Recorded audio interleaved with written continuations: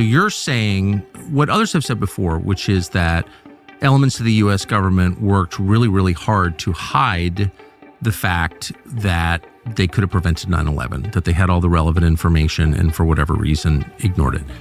But motive really matters here. Do you believe that there were people in the U.S. government who made a bunch of mistakes or were too territorial and didn't share information with other agencies, therefore 9/11 happened, which is basically the conclusion of the 9/11 report, I think? Or do you believe that there were people in the U.S. government who knew it was going to happen and allowed it to happen on purpose? Well, first of all, the 9/11 report has no credibility. I don't believe anything that is in that. It's a bunch of garbage. It's a lot of paper that has no substance. And I tend not to want to speculate on things that I can't prove 100% myself, yes, or I'm not willing to take a polygraph. What I can tell you unequivocally is there was a cover-up. And before I answer your question, I would state one more fact. Tony Shaffer got approval from his commanding general after this whole thing happened to write his memoirs. His memoirs are called Dark Heart. So he wrote the book. He had a publisher.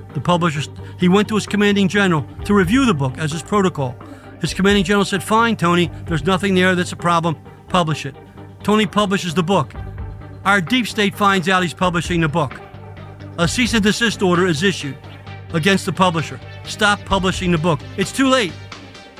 Our government buys all 10,000 copies of the first edition of Dark Heart with taxpayer money, and they destroy them. So I asked Tony on a show last September, as I've done many times, "Tony, you have the original version of the book, right?" "Yes, here it is, Congressman." "You have the redacted version, right?" "Yes, here it is." What did they want out of your book that was so sensitive? What secret information were you giving, Tony?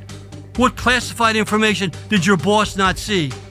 He said, "Congressman, the only thing they wanted out of my book was the fact that I named Zelikow and that I had briefed him in advance."